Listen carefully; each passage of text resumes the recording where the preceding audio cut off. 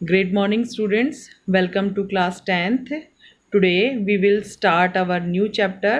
और जैसा कि आप सभी जानते हैं हमारा ज्योग्राफी का फर्स्ट चैप्टर कंप्लीट हो चुका है। इसके बाद आज हम ज्योग्राफी का सेकंड चैप्टर स्टार्ट करने जा रहे हैं, जिसका नाम है वन एवं वन्य जीव संसाधन। इस पाठ में हम प्राणी जात और वनस्पति जात के विषय में पढ़ेंगे।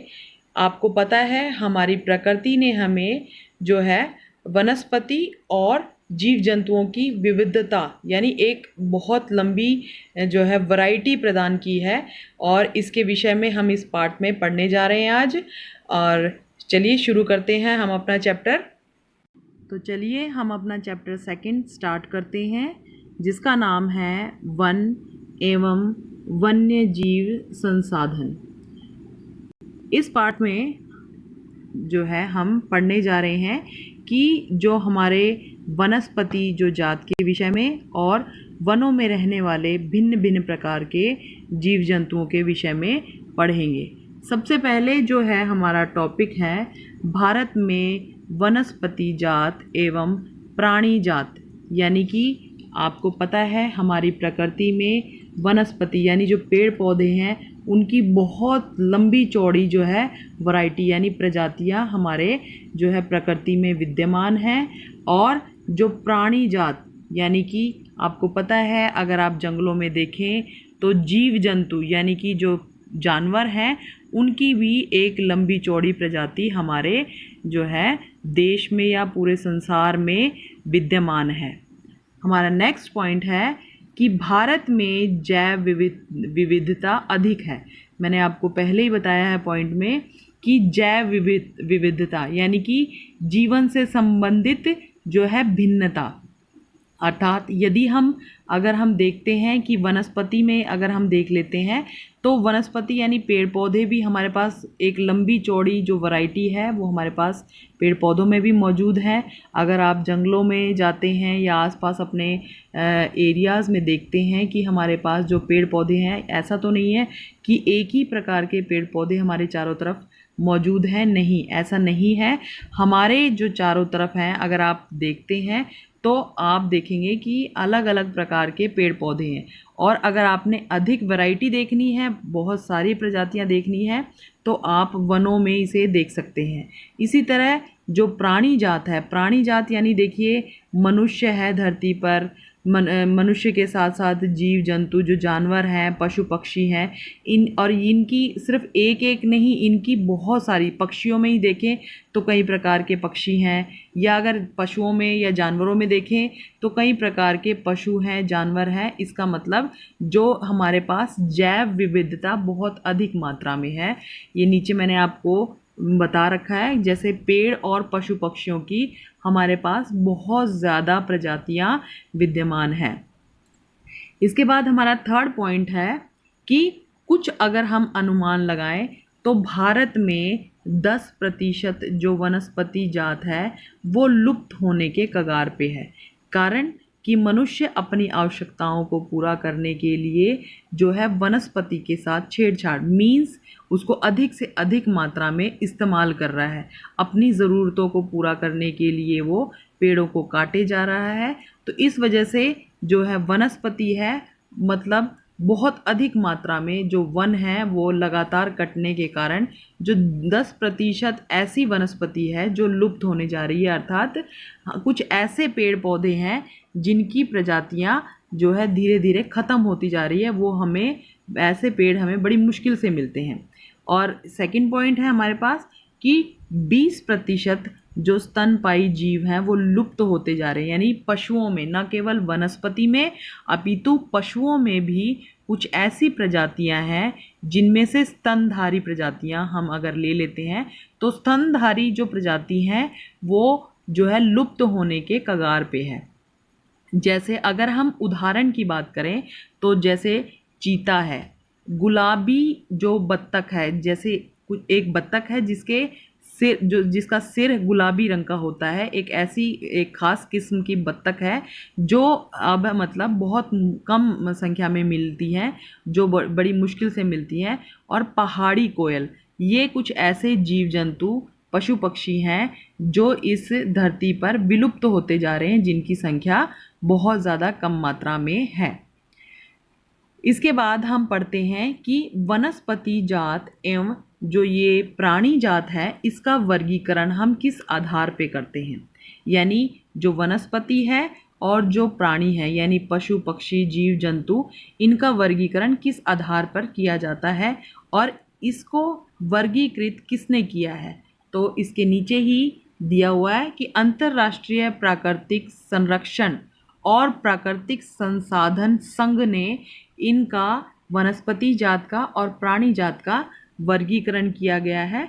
और जो है इनका वर्गीकरण किस आधार पे किया है ये 1 बाय 1 मैं आपको बता रही हूँ। सबसे पहला पॉइंट है हमारा सामान्य प्रजातियाँ। सामान्य प्रजातियों में वे प्रजातियाँ आती हैं जिनके जीवित रहने के लिए जो संख्या है वो सामान्य है, यानी चाहे वह वनस्पति है चाहे वह जो है जीव जंतु है, ये ऐसे जीव जंतु या वनस्पति हैं जिनकी जो संख्या है वो सामान्य है, मतलब जिनके जो अभी विलुप्त नहीं है। यानी ये कुछ साधारण से पशु पक्षी पेड़ पौधे जो आप अपने आसपास भी देखते हैं जो हमारे पास भरपूर मात्रा में है, इनकी जो जातियां हैं प्रजातियां हैं ये सामान्य रूप से हमारे आसपास विद्यमान है। इसके बाद नेक्स्ट पॉइंट है आपका संकटग्रस्त जातियां। ये जो संकटग्रस्त जातियां हैं इसके नाम से ही सिद्ध हो रहा है कि ऐसी प्रजातियां जिनके ऊपर गहरा संकट आया हुआ है, अर्थात यानी कि ये प्रजातियां ऐसी प्रजातियां हैं जो खतरे में हैं, जो समाप्त होने जा रही हैं।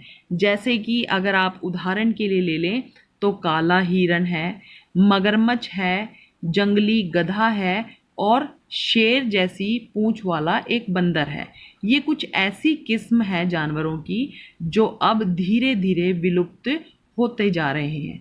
अगर हम इनकी जो संरक्षण के विषय में नहीं सोचेंगे तो भविष्य में एक ऐसा समय आएगा जब ये प्रजातियां ये पशु पक्षी हमें देखने में भी नहीं आएंगे। तो काला जो हिरण है इसके समाप्त होने का सबसे बड़ा कारण ये है कि इसकी जो है इसको शिकार, इसका बहुत अधिक मात्रा में शिकार किया जाता है। और इसके बाद मगरमच्छ है, मगरमच्छ की जो प्रजाति है ये भी बहुत कम होती जा रही है। इसी तरह जो जंगली गधा है और शेर जैसी पूंछ वाला एक बंदर है, जो कि ये अधिक से अधिक शिकार के कारण ये जो जानवर हैं वे विलुप्त होते जा रहे हैं। नेक्स्ट पॉइंट है हमारा, यदि संख्या कम होने के कारण जारी रहेंगे, यानी कि जो शिकार किया जाता है अधिक से अधिक मात्रा में, अगर ये शिकार का काम या हम जो नुकसान पहुंचा रहे हैं, हानि पहुंचा रहे हैं इन प्रजातियों को, इन जानवरों को, अगर ये काम ऐसे ही चलता रहा तो इनका जीवन वाकई में ही खतरे में है। भविष्य में इनकी जो प्रजातियां हैं वो बिल्कुल पूरी तरह से धरती पर से विलुप्त हो जाएंगी और ये हमें जो है दोबारा प्राप्त नहीं हो सकती हैं। इसके बाद है हमारा, मैंने आपको पिछले पॉइंट्स में भी बताया था कि संकटग्रस्त प्रजातियां मतलब ऐसी प्रजातियां जिन पर बहुत गहरा संकट जो है छाया हुआ है, यानी कि अगर हम इन्हें संरक्षण प्रदान नहीं करेंगे तो ये प्रजातियां हमें भविष्य में बिल्कुल भी नहीं मिलेंगी। इसके बाद हमारा नेक्स्ट पॉइंट है सुमेघ प्रजातियां या सुमेध्य जातियां। अब इसका फर्स्ट पॉइंट है कि इनकी जो संख्या है ये घट रही है।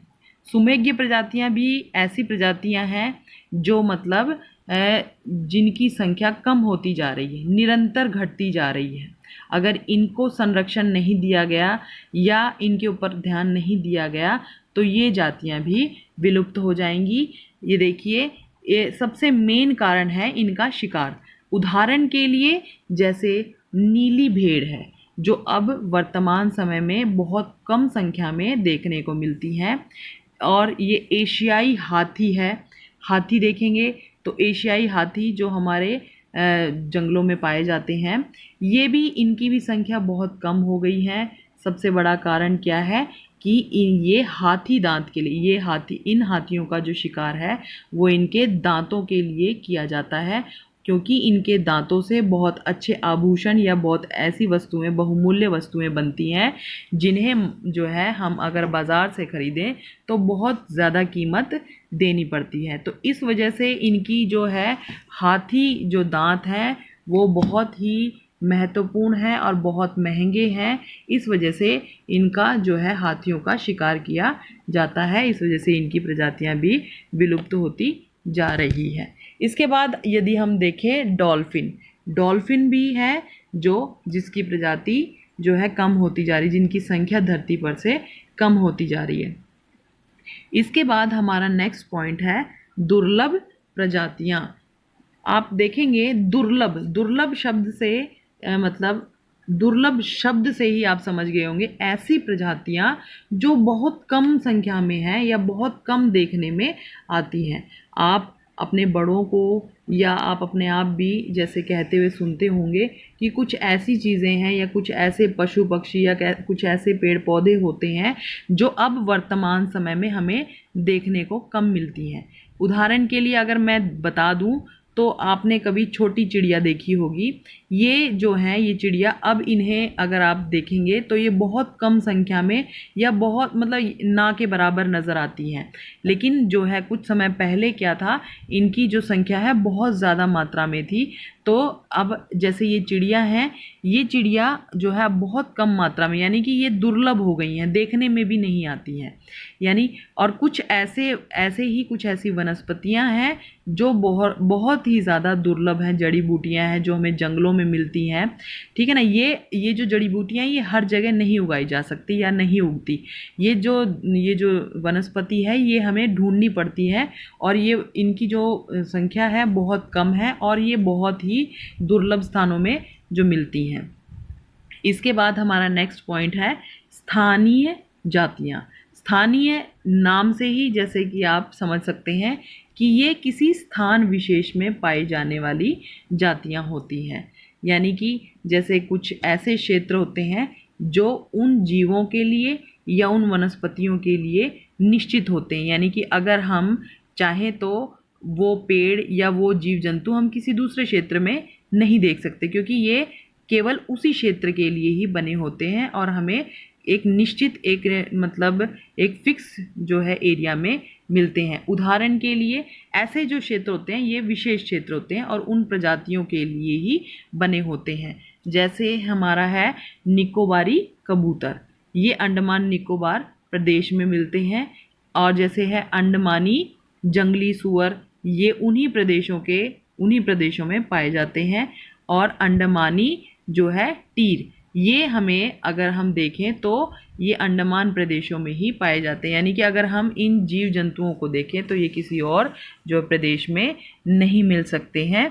आपको ये वीडियो बहुत अच्छी तरह से समझ में आई होगी और आपने इसको बार बार रीड करना है, बार बार देखना है और ये जो इम्पोर्टेंट पॉइंट्स हैं इन्हें आप नोट कर सकते हैं। Thank you. Have a nice day.